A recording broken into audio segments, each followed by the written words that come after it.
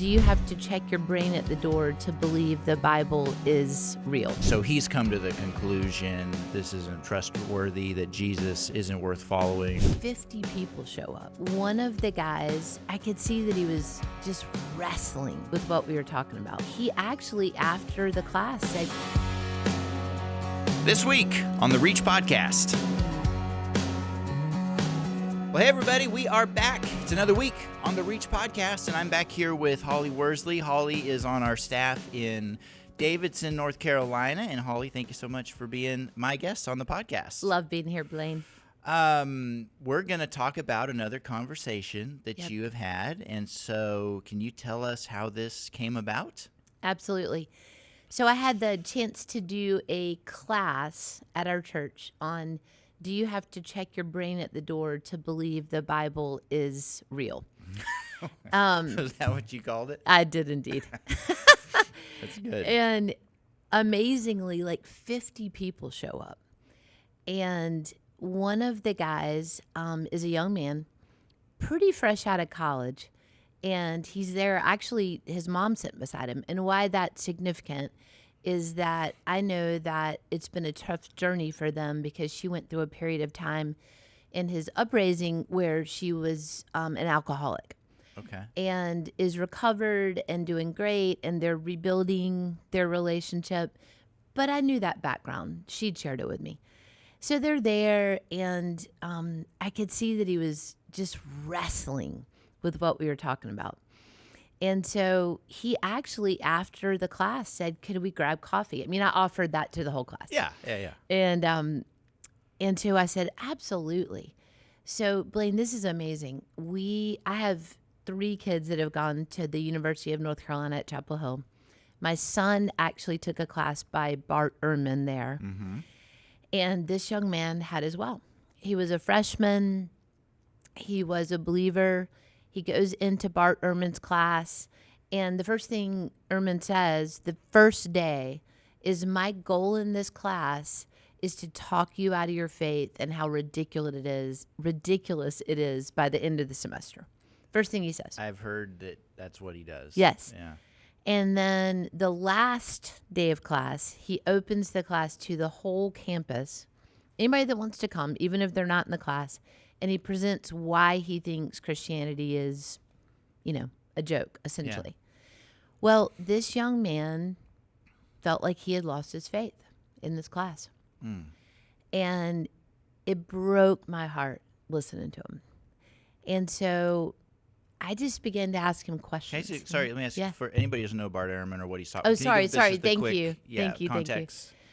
Sure. He is a professor in the religion department at the University of North Carolina at Chapel Hill. And he actually was a believer, pretty deep dive believer. And he turned away from the faith. And so for whatever reason, he decided to be in a religion department. And now truly his mission is to talk people out of their faith. And he's a textual critic, yes, which is a person who studies the manuscripts that we have. He's focused on the New Testament. Mm-hmm. And so he's looking at the manuscripts that are written in Koine Greek, and he's an expert at trying to fit them together and put together what was the original, what wasn't. And so he's come to the conclusion, that like you said, this isn't trustworthy, that Jesus isn't worth following, or I can't remember. I don't want to misrepresent exactly, but he's not a proponent anymore of Christianity because of his work. And interesting story if you go watch it, actually, because I've seen him speak. It's been a while now, but when he talks about it and how his journey from really being, if I recall, an evangelical, very much believing, studied under F.F. Bruce, to now where he's at. So anyway, maybe the most famous professor like that in America, and written a ton of big books, and so he's got a big influence. Right. Well, it was news to this young man that there were textual critics that were evangelical, and not just, because most people, you say textual critic, and I mean, it's vocabulary. And so really what the conversation started with is his disappointment that he didn't know there were variables in the text. And then it led to, wait, we don't have the the autographs, the original writings by these gospel writers, by Paul. And, I said, okay, so that might feel scary at first, but let's just talk through it. And so we began to have, a pretty authentic intellectual conversation about it. Yeah, it's one of those things that surprises people, especially I've noticed if they grow up in a faith that is a little rigid. Yes. Or just, no gray area, just black and white, or, hey, this is the word of God, and you believe it and you trust it and don't ask questions kind of deal. Yes. People they start finding stuff out that isn't a secret. Right. This has been known for the entire history of having the Bible, that we don't have the autographs. There's probably reasons for that, but we don't. We just have the copies, and so we put them together, and you'd have to go dig into that. That's not the point of this podcast. But it's not a secret. Nobody's been hiding this, and people who study it, many, all the scholars on our side study all this and go, these are reasons to believe it and to trust it. And the more you look into how we get the Bible, the more you're like, this is unlike anything else in the history of the world. Right. But on the surface, you can see how somebody like Bart Ehrman can come along and go, hey, do you know there's 500,000 errors in your New Testament? Which is there's only 300,000 words or whatever. Yes, exactly what threw him off. Yeah. Yes, that one statement. It's very easy to get people knocked off kilter if they've never looked into it. Right, and he's a professor with the authority standing in the front, and this young man's a freshman. And that's exactly what he'd grown up in a loving home. His mom struggled, but it was a loving home. And they were told that the King James Version was the best version, the original, and that it was all perfect. And so to just gain this information, it really, really rocked him. It threw him off. Hey everyone, I'm so glad you're listening to the Reach podcast. Reach is brought to you by Search, a ministry that helps you share Jesus. If you like what you're hearing, you'll love the Reach series. The Reach series is our new self-paced video course that gives you what you need to build relationships and have conversations about Jesus in a way that fits you. It won't cost you anything, so check it out today at reachothers.org. Now, let's get back to the podcast. So how did you handle it when you're talking through this with Right. him?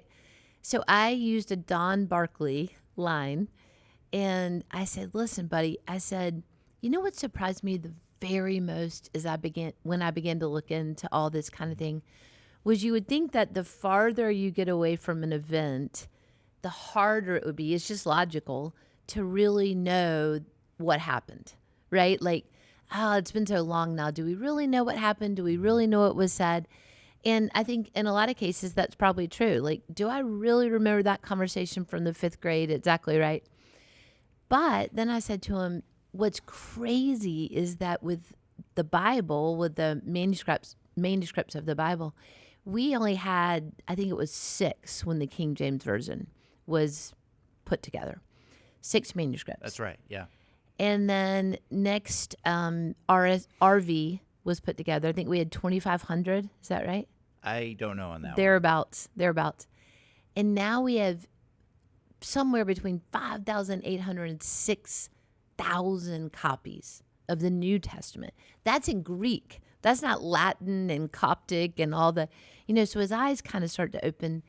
And so he says, wait a minute. So the translations after the King James Version weren't translated from the King James Version? And I said, no, that's what's so amazing. So King James Version, the brilliant people that put it together had 6. Next version, maybe we have 2,500.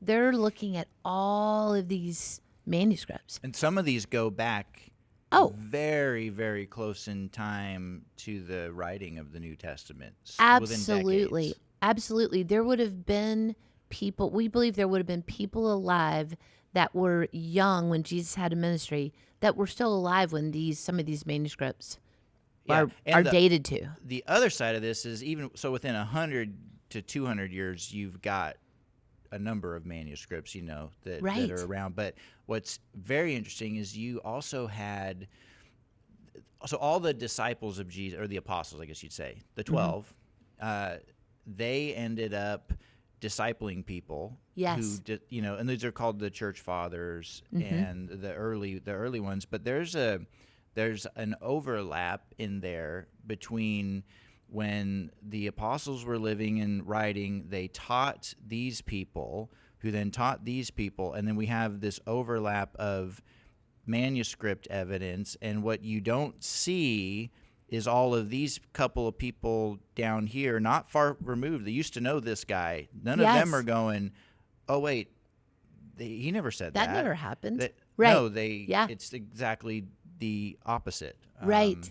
So there's a ton when you start looking into it. Oh, my gosh. And you could see as we started having real conversations about real manuscripts, the oral tradition. I said, but like when the disciples, when Jesus was taken back up to heaven, they were so changed and so amazed, and so their world was rocked. So they started to do what he told them to do in Matthew 28. They just dispersed and began to tell the story. And eventually their oral tradition with people started to carry authority. And then they said, we got to write this down.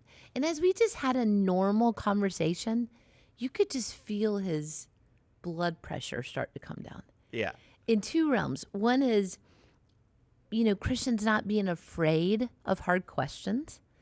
But also, I think he began to realize, I can actually research this, right? Like, I can go to these books and learn these things. And it was like a pressure valve just started to release, Yeah, and that's what we want to help people to see. And I'm glad. So did he finally get it figured out for himself? Yeah, I think I gave him a couple of books, a couple of search books, and another one called Reinventing Jesus. Mm-hmm. And he just started to devour them. And truly, I don't know that he said, I lost my faith. I don't know if he lost his faith or he lost his footing in the respect that he had never been in a place where he could ask the hard questions of the faith. I think he felt like that was being unfaithful to God somehow. Yeah. If I have these real questions and I need answers. But once he kind of had that permission, it was like he devoured it. Yeah. So that's he's awesome. doing really well now. That's awesome.